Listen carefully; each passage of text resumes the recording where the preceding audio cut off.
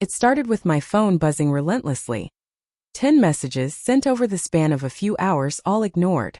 I tried to keep my cool at first, telling myself she was busy, that she would reply when she could. But as the minutes turned into hours, and hours into night, anxiety gnawed at me. By 2 a.m., I had checked my phone one last time before heading to bed, half expecting to wake up to the same silence. Then, finally, the notification appeared. "Sorry," it read. Just that. 2 letters and a dot, minimal effort, but loaded with everything I hadn't wanted to feel. Disregard, detachment, and the sharp sting of being last on her list of priorities. I stared at the screen, phone trembling in my hand, the room around me silent except for the hum of the air conditioner. Earlier that evening, things had seemed fine, or at least normal. I had texted her during work, trying to share a small moment, a joke, a memory, anything to connect. No reply. I tried again. And again.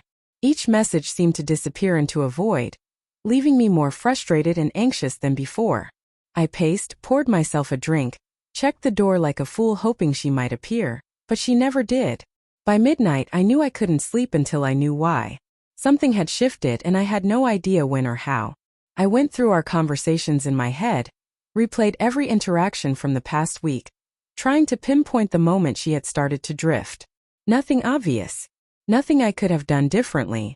And yet, here I was alone, sending messages into the void, waiting for a reply that felt more like a lifeline than a courtesy. Finally, at 2:03 a.m., her text arrived. "Sorry." No explanation, no context, no acknowledgement of the hours I had spent worrying, wondering, and hoping. Just a simple, indifferent apology. My heart sank. I knew then that something had changed between us, something irreversibly. The connection we had relied on, the trust, the closeness. It felt like it had been quietly dismantled without warning. I didn't respond immediately. I just stared at the screen, my mind racing with questions and a growing sense of dread. Where had she been? Who was she with? What had I missed while she was slipping away silently, hour by hour, text by text? I tried to tell myself to breathe, to wait, to not jump to conclusions, but my heart refused to listen. Earlier that day, she had seemed distant. Not in a way I could easily point to, just small things. A delayed response to a message, a distracted tone on a call, a laugh that sounded hollow, almost rehearsed. I hadn't wanted to admit it at first. I kept telling myself it was stress from work, nothing more. But now, hours later, I couldn't ignore it. The sorry text wasn't just a delay. It was a message dripping with detachment, a quiet declaration that something had changed. I remembered the little moments leading up to this. Her phone tucked away when I walked past, a sigh when I suggested dinner plans, her avoiding eye contact as if she were hiding something.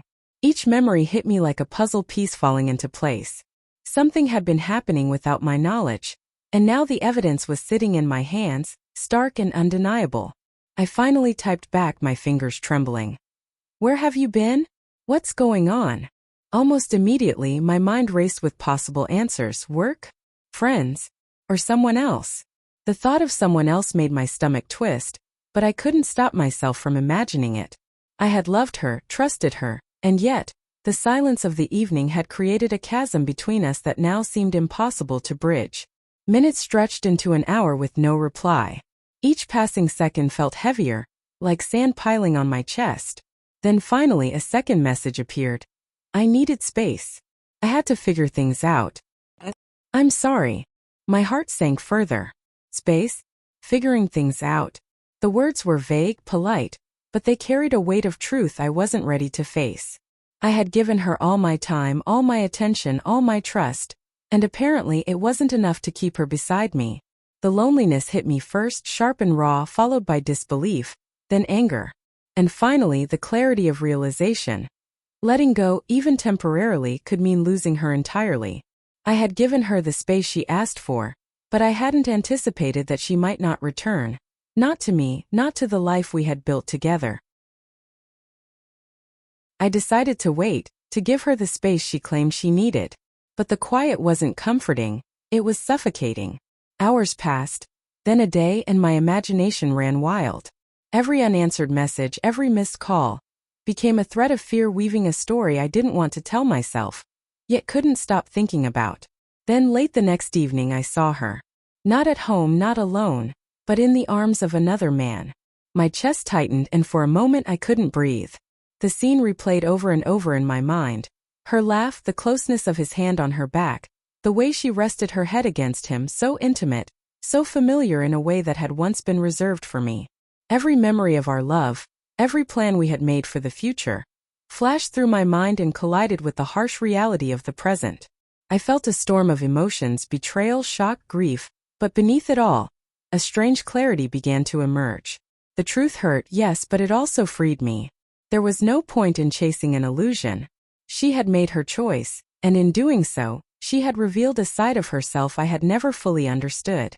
The woman I loved had become someone I didn't recognize. I confronted her the next day. The conversation was short, direct, and devoid of any pretense. She admitted everything, not with remorse but with a strange sense of inevitability, as if the betrayal had been inevitable from the start.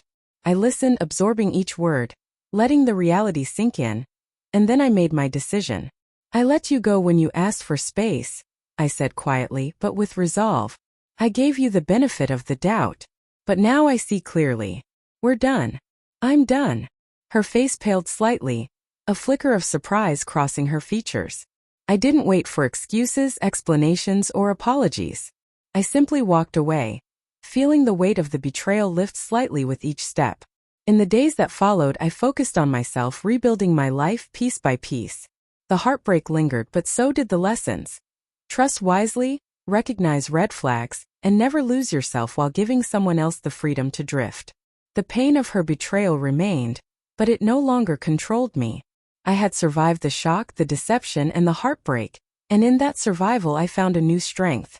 By the end, I realized something essential. People may choose to leave, to deceive, to hurt, but your life, your dignity, and your future are yours to protect. I had learned it the hardest way possible, but I had learned it nonetheless.